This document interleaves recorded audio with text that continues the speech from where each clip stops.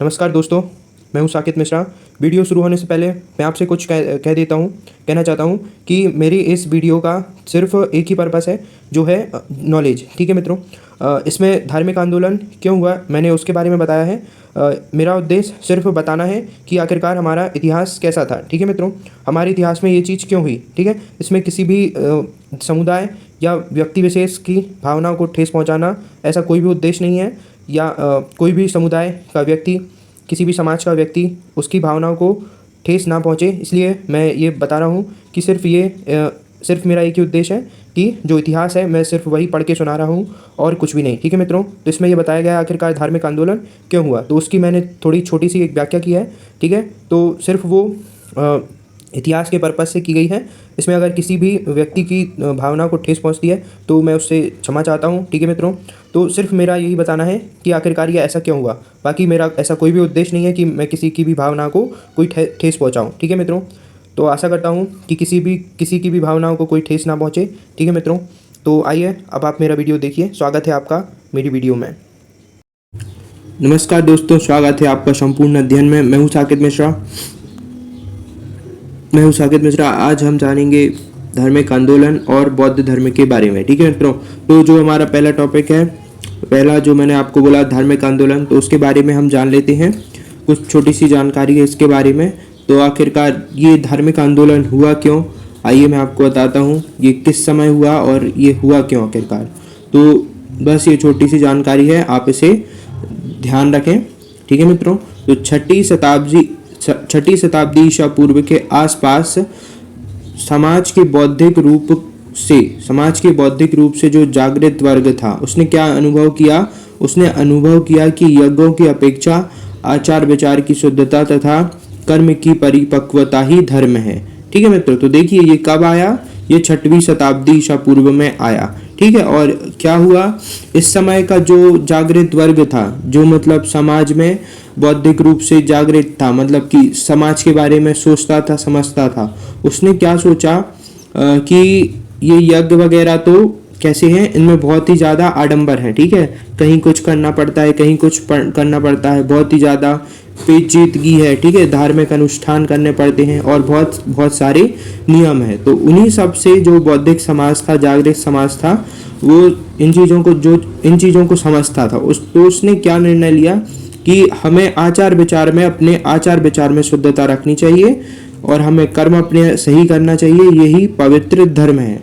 ठीक है मित्रों, तो देखिए कोई भी आंदोलन कभी भी क्यों होता है।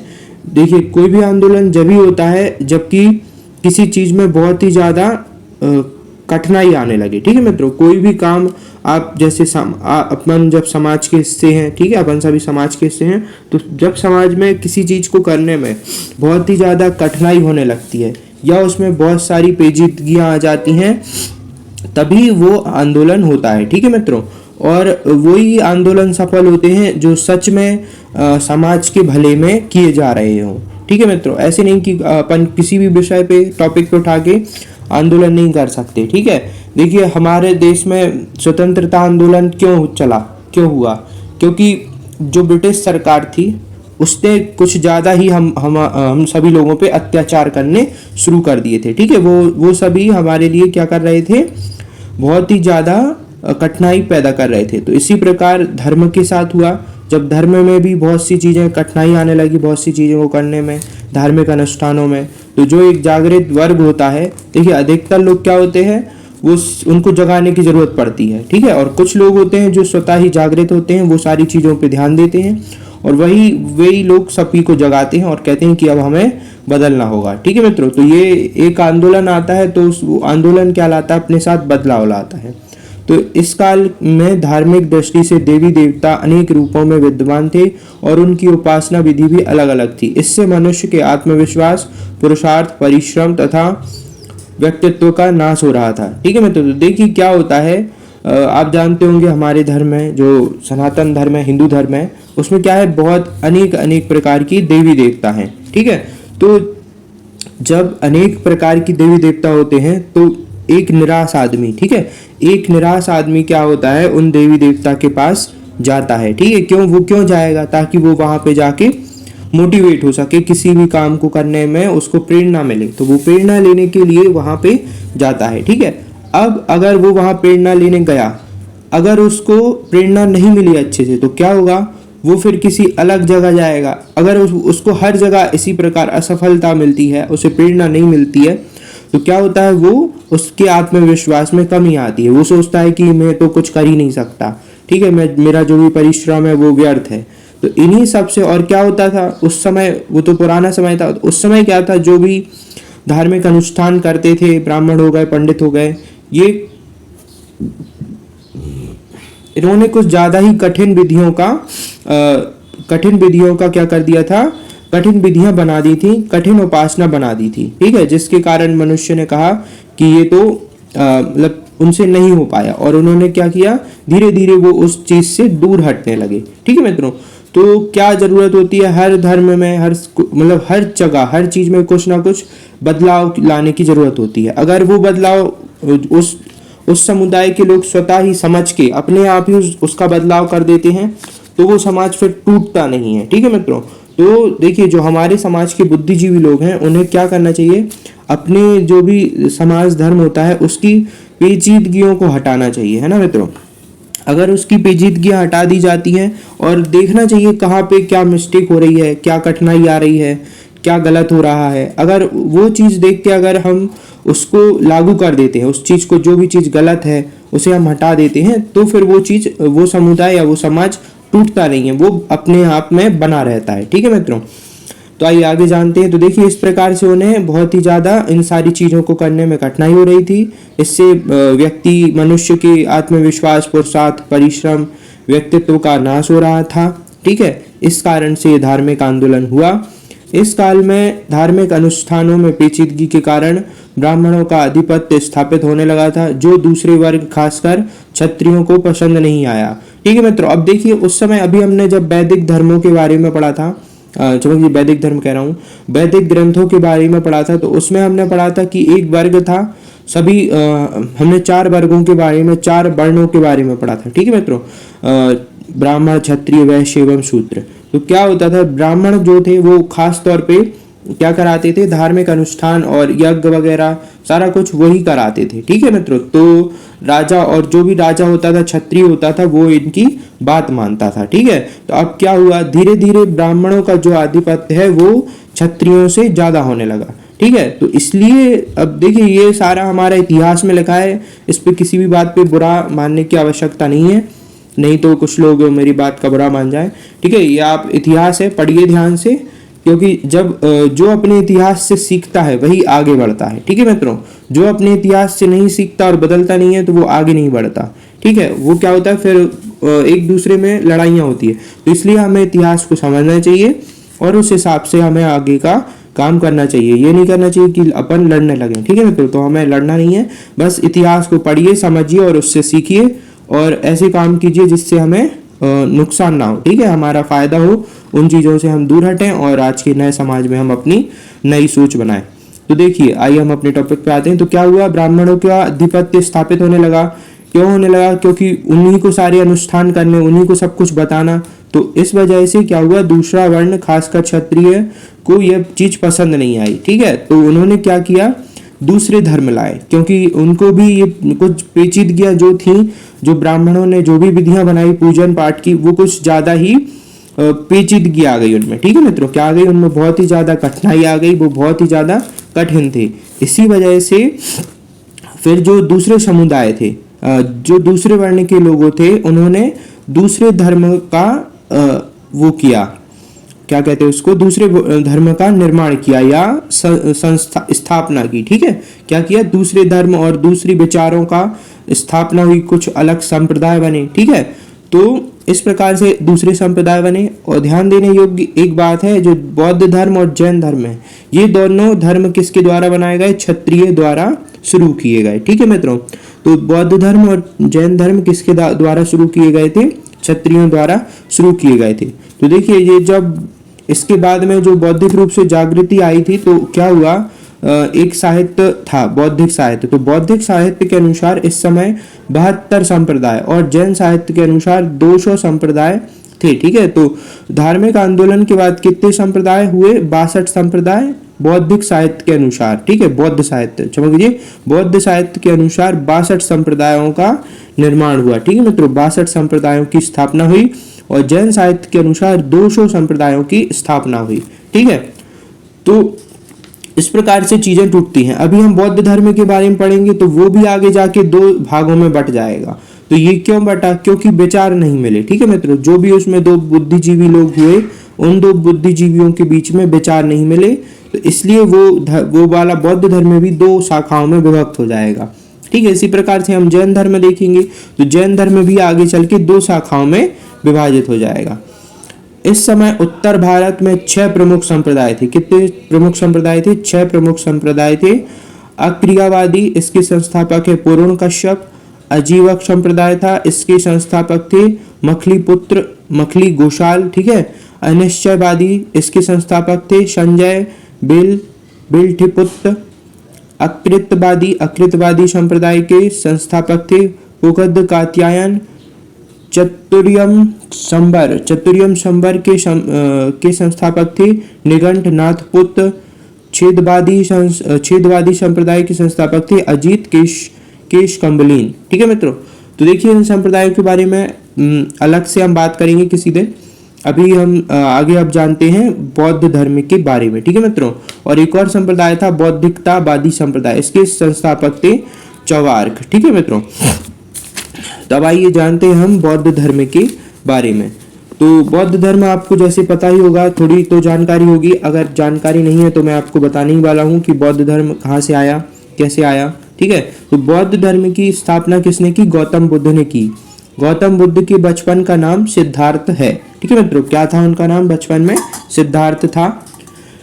ठीक है,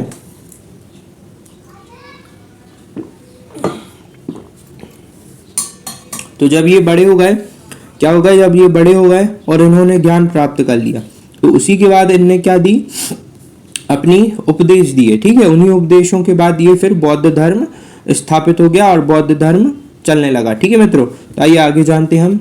महात्मा बुद्ध का जन्म 563 ईसा पूर्व में नेपाल के तराई में स्थित कपिलवस्तु के समीप लुम्बिनी ग्राम के शाक क्षत्रिय कुल में हुआ। ठीक है मित्रों, कहाँ हुआ था महात्मा गौतम बुद्ध का जन्म? 563 ईसा पूर्व में नेपाल की तराई स्थित कपिलवस्तु के समीप लुम्बिनी ग्राम शाक क्षत्रिय कुल में हुआ था। ठीक है मित्रों, तो जो गौतम बुद्ध के जो पिता थे वो कैसे थे? वो शाक्य गणराज्य के प्रधान थे। तो इधर पे क्या था? शाक्य गणराज्य था, उसके प्रधान थे गौतम बुद्ध के पिता। और गौतम बुद्ध के पिता का क्या नाम था? शुद्धोधन, और माता का नाम था महामाया। इनके जन्म के 7वें दिन ही इनकी माता की मृत्यु हो गई। ठीक है, जो इनकी माता महामाया थी उनकी मृत्यु हो गई। फिर इनका पालन पोषण इनकी मौसी प्रजापति गौतमी ने किया। देखिए मित्रों, कहीं कहीं आपको इनकी मौसी मिल जाएंगी, नाम लिखा हुआ मौसी मिल जाएगा, या कहीं कहीं पे इनका नाम आपको ये भी मिल जाएगा कि ये इनकी सौतेली माँ थी। ठीक है मित्रों, तो प्रजापति जानने योग्य बात यह है कि इनकी माता के बाद इनका पालन पोषण किसने किया? प्रजापति गौतमी ने किया था। ठीक है मित्रों,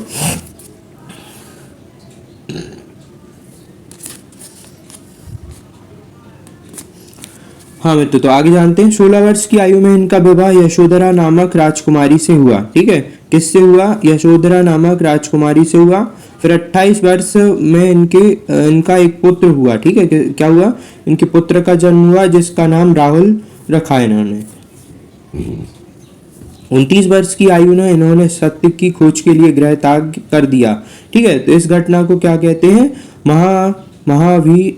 महाविनिष्क्रमण। ठीक है, इन्होंने जब गृह त्याग किया 29 वर्ष की आयु में तो उसे कहा जाता है महाविनिष्क्रमण।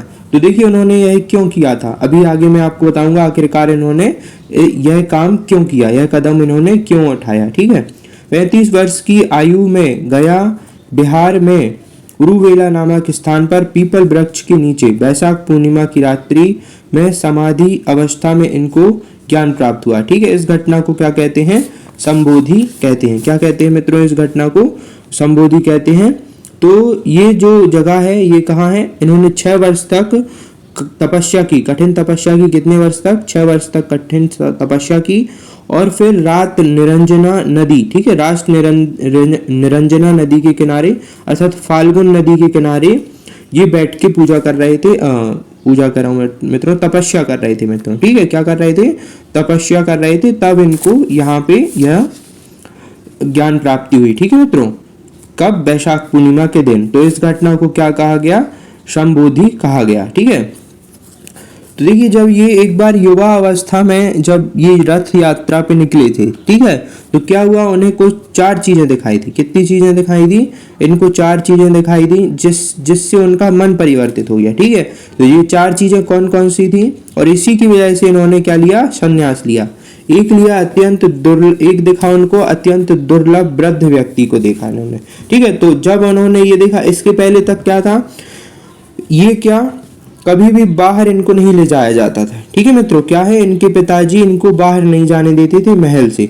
फिर एक बार इन्होंने जिद पकड़ ली थी कि मैं तो बाहर जाऊंगा ही जाऊंगा, ठीक है। तो जब इन्होंने ये जिद पकड़ ली तो महाराज ने क्या किया? इनके पिताजी ने सारे राज्य में जो भी वृद्ध चीजें, मतलब जो वृद्ध होता था या जो भी दुख वाली चीजें थी, ठीक है, जिनसे हमें दुख मिल सकता है, उन सारी चीजों को क्या किया था? उन्होंने एक हिसाब से रोक लगा दी थी कि जो भी ऐसा दुखियारा दिखेगा उन सबको उस यात्रा से, रथ यात्रा से दूर रखना, ठीक है। लेकिन फिर भी उन्हें, देखिए, रथ यात्रा में फिर भी उनको ये सारी चीजें, ये 4 चीजें दिख गई, ठीक है। तो पहले तो देखा अत्यंत दुर्लभ वृद्ध व्यक्ति को देखा, ठीक है, तो उससे उन्हें लगा कि जब मैं वृद्ध हूंगा तो मेरी भी ऐसी स्थिति हो जाएगी। फिर एक रोगी व्यक्ति को देखा, ठीक है, तो रोगी व्यक्ति से उन्होंने अपनी कल्पना कर ली कि जब मुझे रोग होगा तो मैं भी ऐसा ही हो जाऊंगा। फिर उन्होंने मृतक की अर्थी देख ली, ठीक है, और परिजन को शोकाकुल देख लिया, तो उन्हें भी लगा कि मैं भी जब मरूंगा तो मेरे परिवारजनों को भी शोक होगा।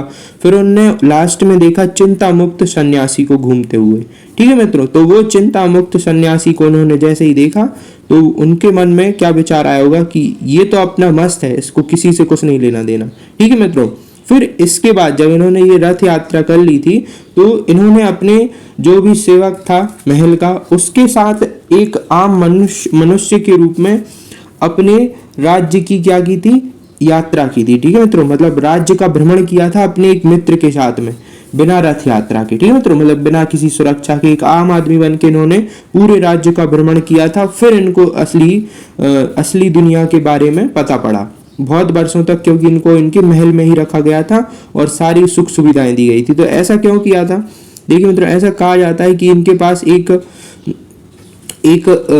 वृद्ध व्यक्ति आया था और उसने कह दिया था कि ये कुछ समय बाद संन्यास ले लेंगे, ठीक है, आपका राजपाट छोड़ के चले जाएंगे।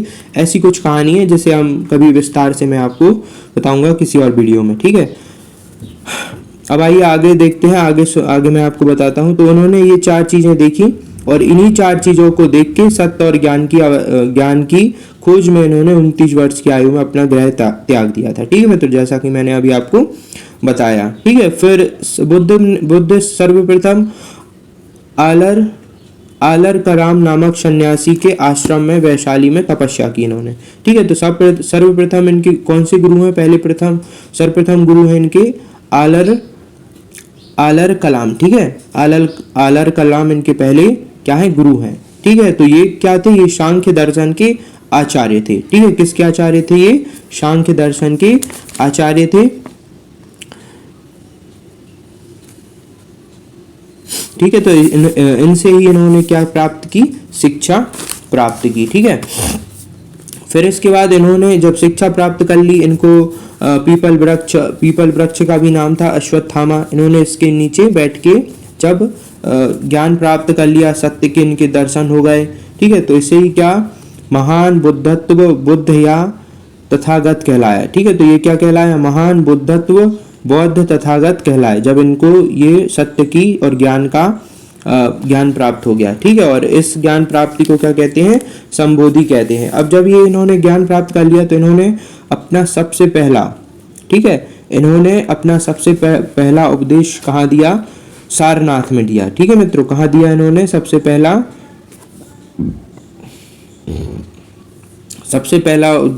उपदेश? सारनाथ में दिया। तो किस किस को दिया था? हिरण कुंज में 5 ब्राह्मण शिष्य थे, ठीक है, उनको अपना पहला उपदेश दिया, जिसे क्या कहते हैं, धर्म चक्र प्रवर्तन कहते हैं। ठीक है मित्रों, फिर उन्होंने तपस्सु और कलिक नामक दो शूद्रों को सर्वप्रथम अपना शिष्य बनाया। तो इनके सर्वप्रथम दो शिष्य बने, वो कौन थे, तपस्सु और कलिक नामक दो शिष्य थे। ठीक है, और बौद्ध धर्म में गौतम बुद्ध की विमाता प्रजापति गौतमी बौद्ध धर्म में दीक्षित होने वाली प्रथम महिला थी। ठीक है मित्रों, तो बौद्ध धर्म में दीक्षित होने वाली प्रथम महिला कौन थी, इनकी विमाता प्रजापति गौतमी या मौसी। ठीक है मित्रों, या सौतेली माँ, आपको ऐसा अलग अलग पुस्तकों में मिल जाएगा।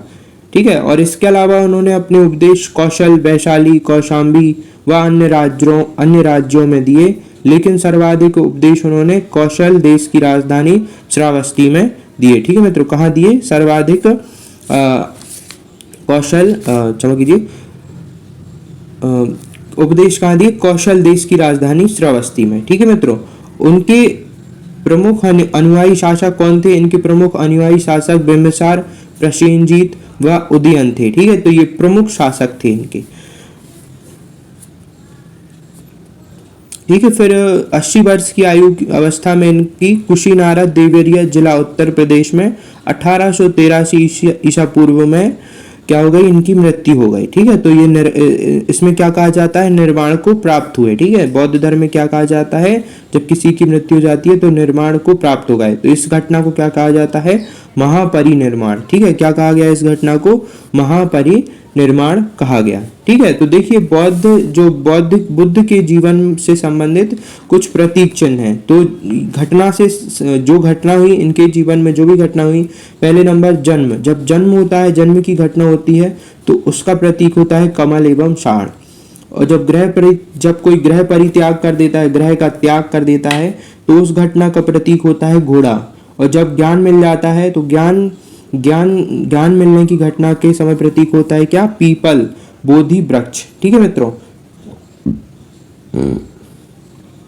बोधि वृक्ष। ठीक है, घटना निर्वाण की घटना का प्रतीक क्या होता है, पद चिन्ह, और मृत्यु की घटना का प्रतीक होता है स्तूप। ठीक है मित्रों, तो ये कुछ घटनाएं और उनसे संबंधित प्रतीक चिन्ह थे बौद्ध धर्म के जीवन में। ठीक है मित्रों,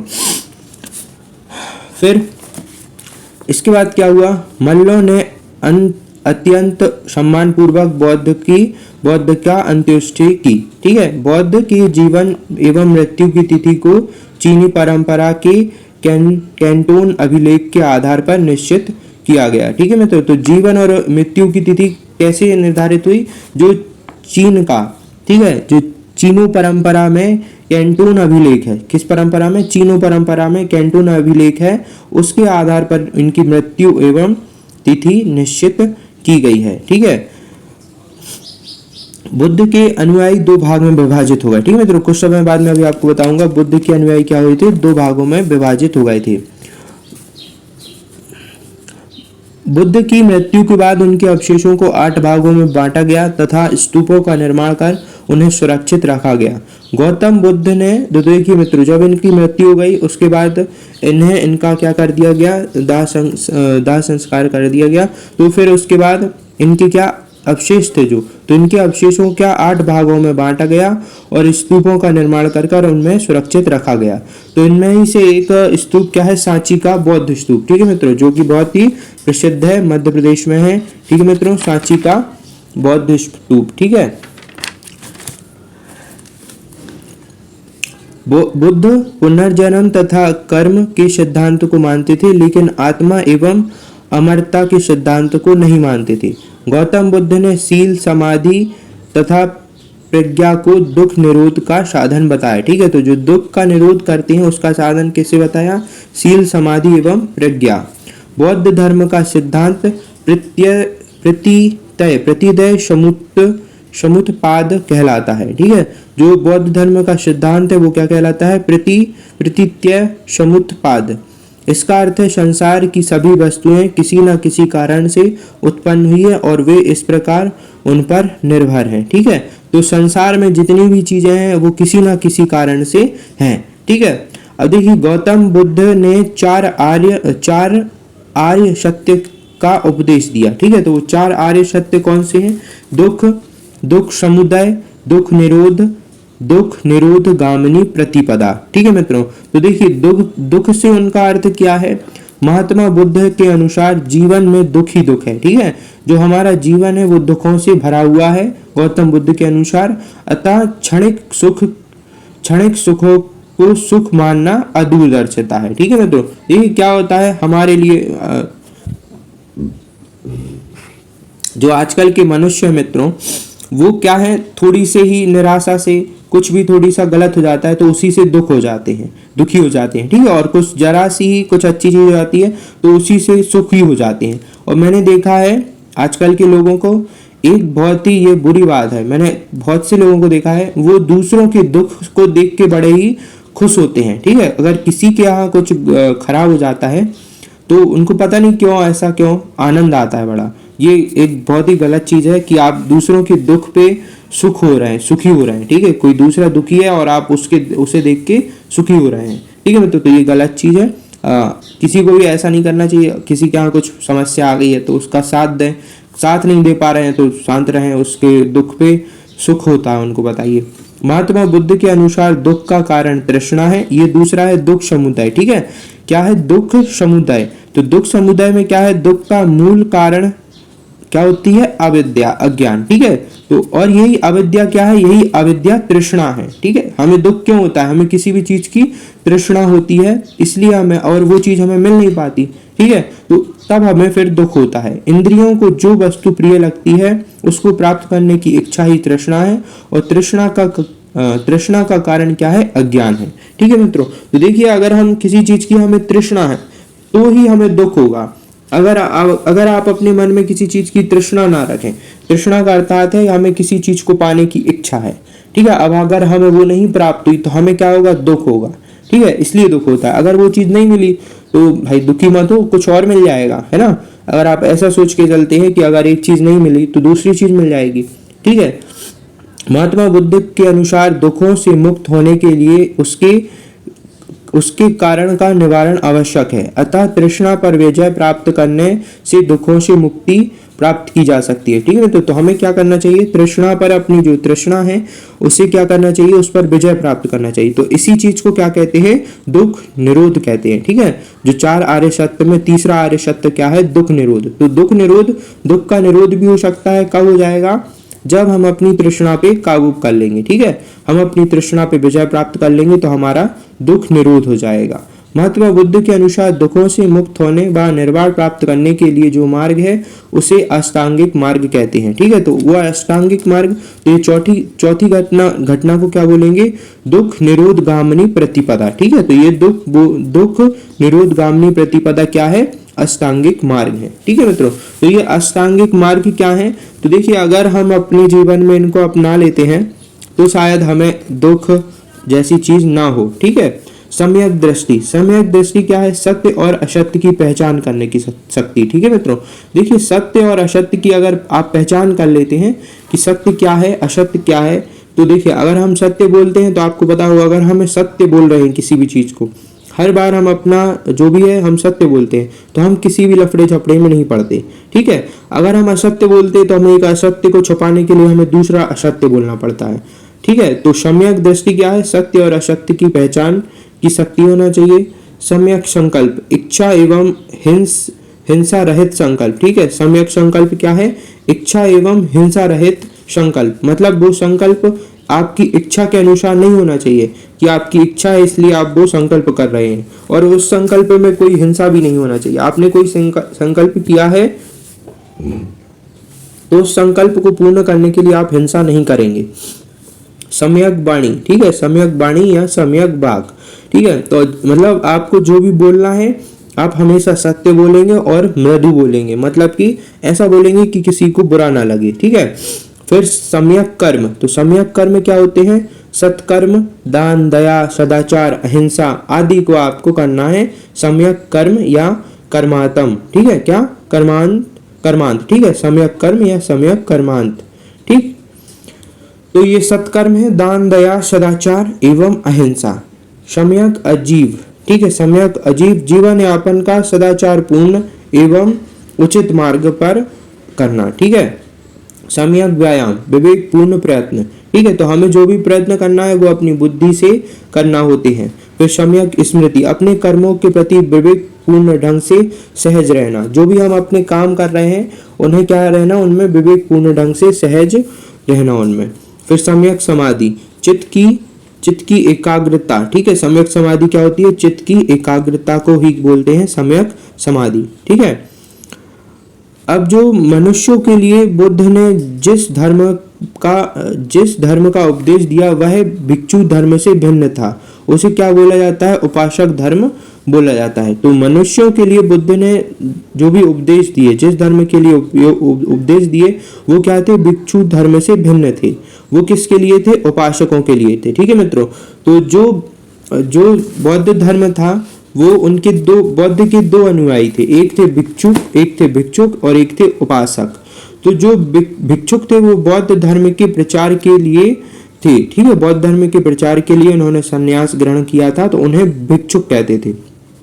और उपासक कौन थे, उपासक वो थे जो गृहस्थ जीवन में व्यतीत करते हुए भी बौद्ध धर्म को अपनाया था, जिन्होंने वो अपना गृहस्थ जीवन भी चलाते थे और वो उन्होंने बौद्ध धर्म को अपनाया था। तो ऐसे लोगों को क्या कहा जाता है, उपासक कहा जाता है। देखिए बौद्ध धर्म में मिलने के लिए बौद्ध संघ में सम्मिलित होने की न्यूनतम आयु कितनी थी, 15 वर्ष थी, ठीक है। बौद्ध संघ में प्रविष्ट होने को उपसंपदा कहा जाता था, ठीक है। तो बौद्ध धर्म में प्रविष्ट होने को क्या कहा जाता था, उपसंपदा कहा जाता था, ठीक है। तो आशा करता हूं आप समझ गए होंगे। बौद्ध धर्म, ठीक है। बौद्ध धर्म ग्रंथ, जो बौद्ध धर्म ग्रंथ थे, तो आरंभिक बौद्ध धर्म ग्रंथ पाली भाषा में लिखे गए। अगुंतर निकाय में 6ठी शताब्दी ईसा पूर्व के 16 महाजनपदों का उल्लेख मिलता है, ठीक है मित्रों। अगुंतर निकाय में क्या है, जो इनका ग्रंथ है उसमें 16 महाजनपदों का उल्लेख मिलता है। खुद्दक निकाय में जातक कथाओं का वर्णन किया गया है जो बुद्ध के पूर्व जन्म से संबंधित हैं। बौद्ध धर्म में त्रिपिटक सर्वाधिक महत्वपूर्ण है, ठीक है। तो ये त्रिपिटक कौन कौन से थे, विनय पिटक, सुप्त पिटक और अभिधम्म पिटक, ठीक है। तो देखिए विनय पिटक में क्या था, इसमें संघ संबंधी नियम, दैनिक आचार विचार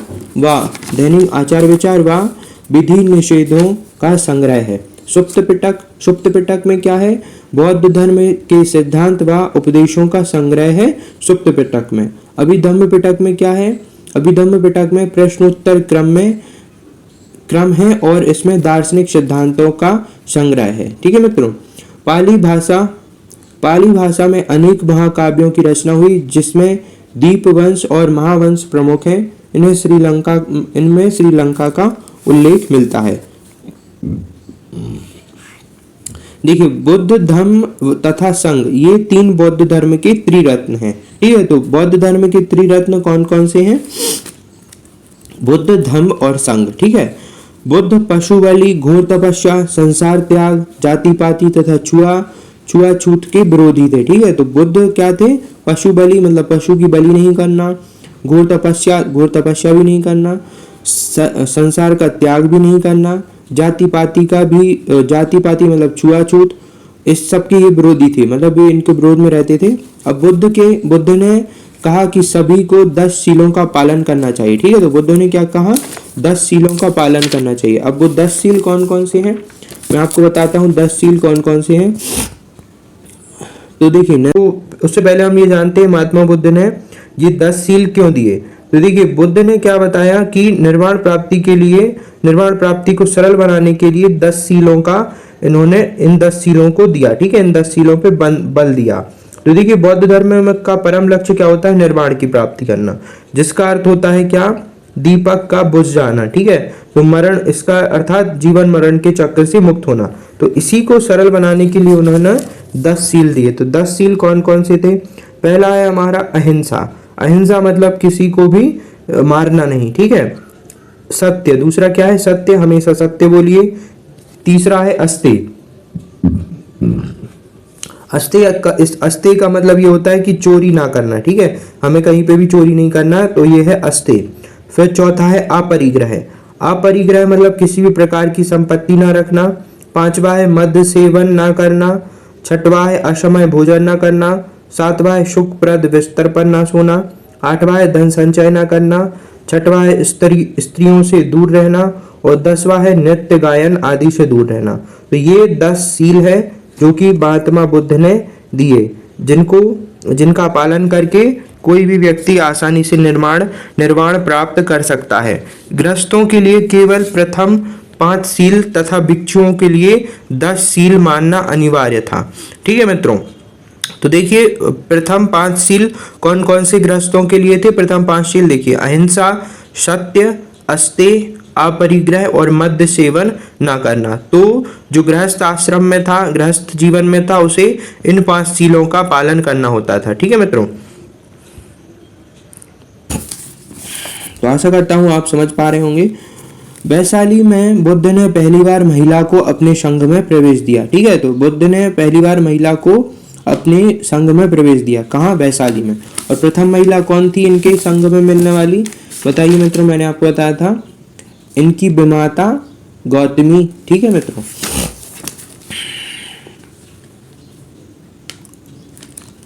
जो अभी मैंने त्रिपटक शब्द बताए थे वो उसका अर्थ होता है 3 टोकरियां। ठीक है,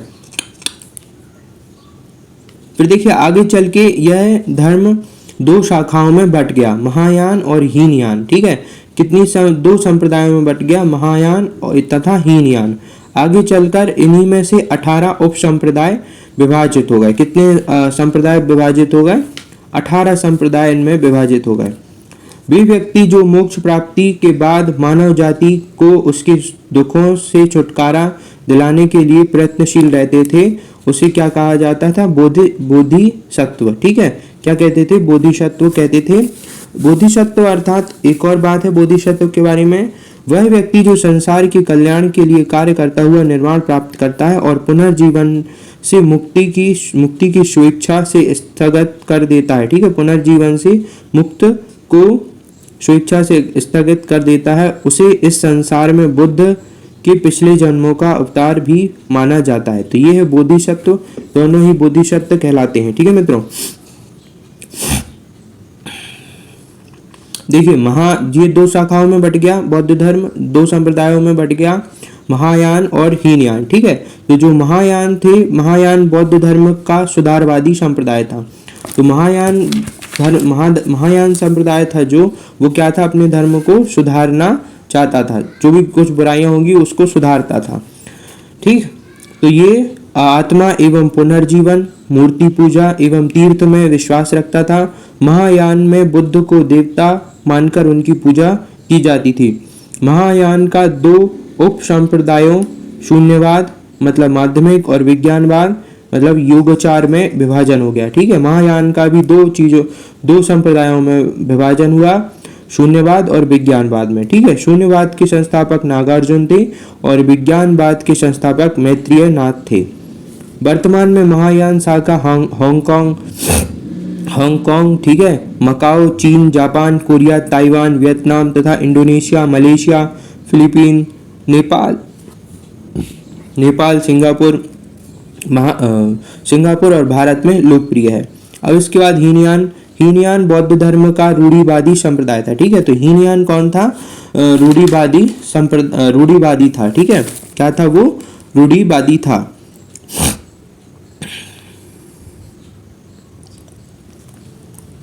हीनयान संप्रदाय म्यांमार, श्रीलंका, कंबोडिया तथा लाओस में आज भी लोकप्रिय है। ईसा की 5वीं तथा 6ठी शताब्दी से बौद्ध धर्म में तंत्र मंत्रों का प्रभाव बढ़ने लगा। तब वज्रयान नामक एक नए संप्रदाय का उदय हुआ। ये देवियों की पूजा करते थे, जिन्हें क्या कहते थे? तारा कहते थे। वज्रयान के सिद्धांत गोय समाज तथा आर्य मंजूश्री मूल कल्प नामक 2 ग्रंथ मिलते हैं। ठीक है, तो वज्रयान के सिद्धांत किन 2 मूल ग्रंथों में मिलते हैं? गोय समाज तथा आर्य मंजूश्री मूलक कल्प नामक 2 ग्रंथों में मिलते हैं। बौद्ध धर्म की सर्वप्रथम महत्वपूर्ण देन भारतीय कला स्थापत्य के क्षेत्र में रही। ठीक है, तो बौद्ध धर्म की सर्वाधिक महत्वपूर्ण देन क्या है? कला एवं स्थापत्य है। गांधार शैली के अंतर्गत सर्वप्रथम बौद्ध की मूर्तियों का निर्माण हुआ। भारत ने अपने राज्य चिन्ह के रूप में बौद्ध प्रतीक को ही ग्रहण किया है तथा पंचशील का बौद्ध पंचशील का सिद्धांत बौद्ध धर्म की ही देन है। ठीक है मित्रों, जातक कथाओं में महात्मा बुद्ध के पूर्व जन्मों की कथाएं संकलित हैं। ये कथाएं पाली भाषा में लिखी गई। ठीक है, किस में लिखी गई? पाली भाषा में लिखी गई। तो जो ये अभी मैंने आपको बताया था हीनयान और महायान में विभाजित हो गए, तो ये कब हुए थे? जब चतुर्थ संगति हुई थी। ठीक है मित्रों, बौद्धों की जब चतुर्थ संगति हुई थी बौद्धों की चतुर्थ संगति। ठीक है, तो उसमें बौद्ध धर्म दो भागों में बटा था, हीनयान एवं महायान। ठीक है, हीनयान का आदर्श क्या था? अहर्त पद को प्राप्त करना। जो व्यक्ति अपनी साधना के निर्माण की प्राप्ति करते थे उन्हें अहर्त कहा जाता था। किसे कहा जाता था? जो अपनी साधना से निर्माण प्राप्त करते थे उसे क्या कहा जाता था? अहर्त कहते थे। ठीक है मित्रों, धार्मिक जुलूस का प्रारंभ सबसे पहले बौद्ध धर्म के द्वारा प्रारंभ किया गया। बौद्धों का सबसे पवित्र त्योहार वैशाख पूर्णिमा है, जिसे बुद्ध पूर्णिमा के नाम से जाना जाता है। इसका महत्व इसलिए है कि बुद्ध पूर्णिमा के ही दिन बुद्ध का जन्म, ज्ञान प्राप्ति एवं महापरिनिर्वाण हुआ था। ठीक है मित्रों, अभी मैंने आपको बताया जातक कथाएं प्रदर्शित करती हैं कि बोधिसत्व का अवतार मनुष्य रूप में ही हो सकता है तथा पशु के रूप में भी। ठीक है, बोधिसत्व के रूप में पुनर्जन्म की दीर्घ श्रृंखला के अंतर्गत बुद्ध ने शाक्य मुनि के रूप में अपना अंतिम जन्म प्राप्त किया, किंतु इसके उपरांत मैत्रेयी तथा अन्य अनाम बुद्ध अभी अवतरित होने शेष है। ठीक है मित्रों, तो अभी और बुद्ध भगवान का और दूसरे नामों से भी क्या होगा? पुनर्जन्म होगा। तो ये क्या है? अभी मैंने आपको बोधिसत्व के बारे में बताया था। वह व्यक्ति जो संसार के कल्याण के लिए कार्य करता हुआ निर्माण प्राप्त करता है और पुनर्जन्म से मुक्ति को स्वेच्छा से स्थगित कर देता है। ठीक है, पुनर्जन्म से मुक्ति मतलब अब उसे पुनर्जन्म नहीं लेना, तो इसे स्वेच्छा से स्थगित कर देता है। ठीक है, तो उसे इस संसार में बुद्ध की पिछले जन्मों का अवतार भी माना जाता है। ठीक है, तो अब जो भी अब जन्म होगा अगर वो इस प्रकार से है तो वो क्या है? बुद्ध का ही जन्म है। तो इसमें यही बताया गया है जातक कथाओं में। ठीक है, क्या बताया गया है कि अभी एक बार ये शाक्य मुनि के रूप में अपना अंतिम जन्म प्राप्त किया है, किंतु अभी भी और इसके उपरांत भी मैत्रेयी तथा अन्य अनाम बुद्ध अभी अवतरित होने शेष हैं। सर्वाधिक बुद्ध की मूर्तियों का निर्माण गांधार शैली के अंतर्गत किया, लेकिन बुद्ध की प्रथम मूर्ति संभवतः मथुरा कला के अंतर्गत बनी थी। तिब्बत, भूटान एवं पड़ोसी देशों में बुद्ध धर्म का प्रचार पद संबंध ने किया। किसने किया? पद संभव ने किया। गुरु ऋण 5। ठीक है, गुरु ऋण 5। इनका संबंध बौद्ध धर्म के वज्रयान शाखा से था। इनकी 123 फीट ऊंची प्रतिमा हिमाचल प्रदेश रिवालसर झील में है। ठीक है, किनकी? प्रचार पदम संभव। ठीक है, पदम संभव की प्रतिमा है, 123 फीट ऊंची प्रतिमा। कहाँ पे है? हिमाचल प्रदेश के रिवालसर झील में। ठीक है, भारत में उपासना की जाने वाली प्रथम मूर्ति संभवतः बुद्ध की थी। ठीक है, तो प्रथम मूर्ति किसकी थी? बुद्ध की ही थी।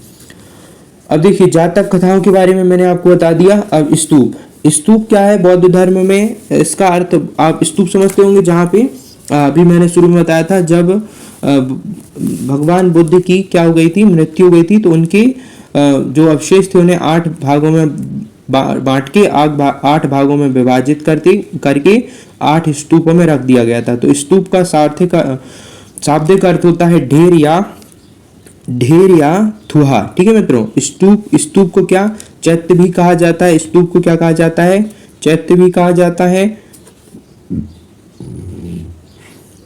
स्तूप को चैत्य भी कहते हैं। शवदाह से बची हुई अस्थियों को किसी पात्र में रखकर मिट्टी से ढक देने की प्रथा से स्तूप का जन्म हुआ। ठीक है मित्रों, तो क्या करते थे? शवदाह के बाद जो अस्थियां बच जाती थी उसे किसी पात्र में रखकर मिट्टी से ढक दिया जाता था। ठीक है, तो क्या करते थे? मिट्टी से ढक देते थे। तो अब ढकने के बाद आप देखेंगे कि उसके ऊपर क्या है? वो टीला टाइप का बन जाता है। ठीक है, तो इसी से क्या हुआ? स्तूप का जन्म हुआ। स्तूप का उल्लेख सर्वप्रथम ऋग्वेद में मिलता है।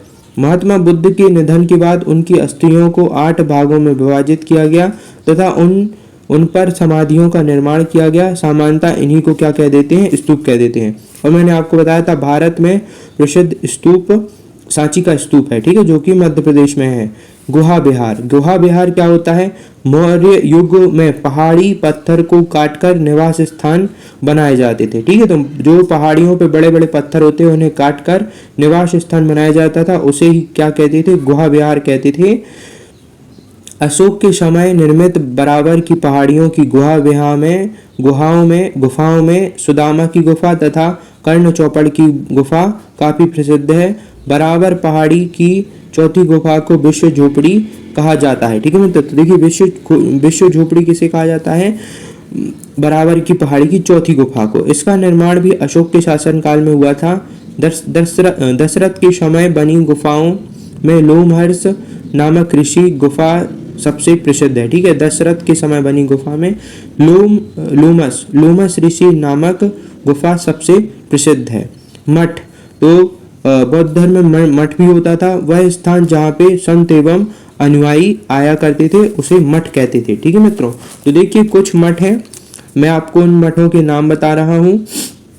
तो मठ और उनका वर्तमान में स्थान कहाँ है और राज्य। टाबू मठ। टाबू मठ कहाँ है? टाबू मठ है टाबू गांव, स्पीति घाटी, हिमाचल प्रदेश में। नामग्याल मठ है धर्मशाला, हिमाचल प्रदेश। हेमिस मठ है लद्दाख, राज्य है जम्मू कश्मीर। थिक्सी मठ है लद्दाख में। अब लद्दाख तो खैर क्या बन चुका है? केंद्रीय क्षमा कीजिए,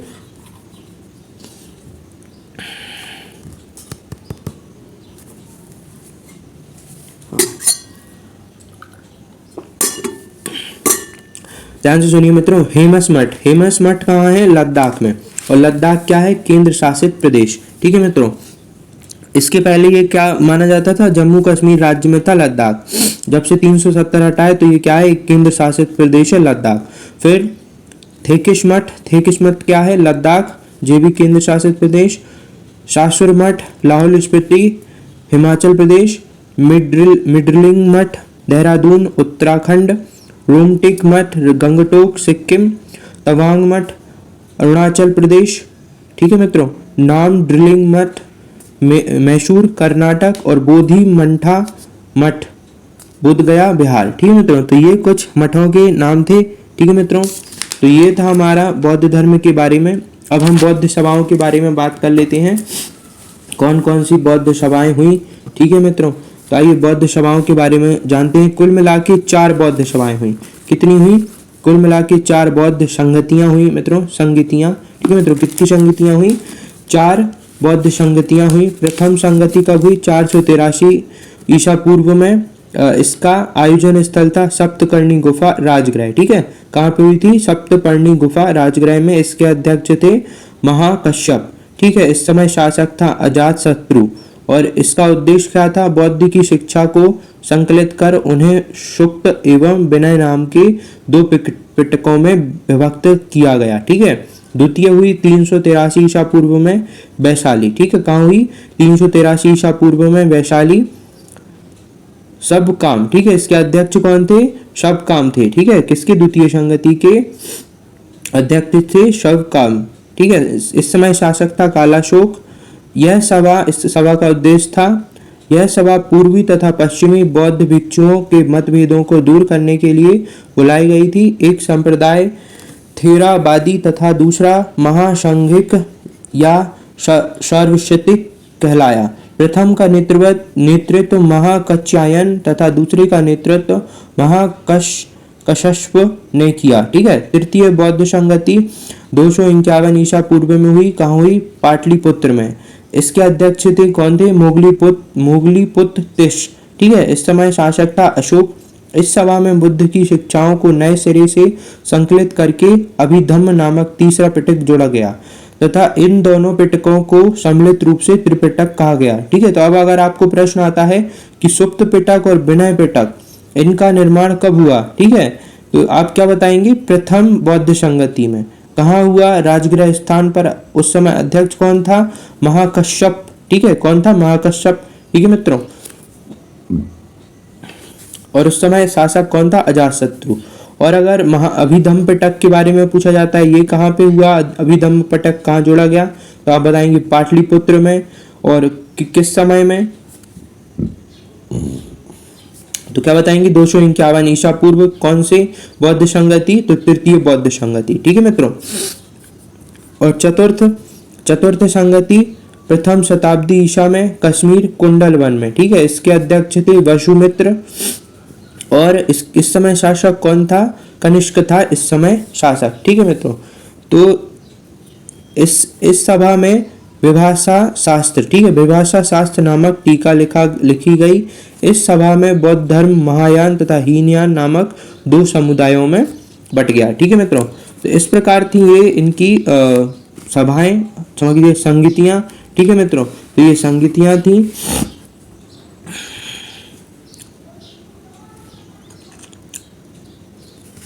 अब देखिए गौतम बुद्ध के जो उपदेश थे उनका सार क्या है। तो अन्य उपदेशों का मैं आपको सार बता रहा हूँ।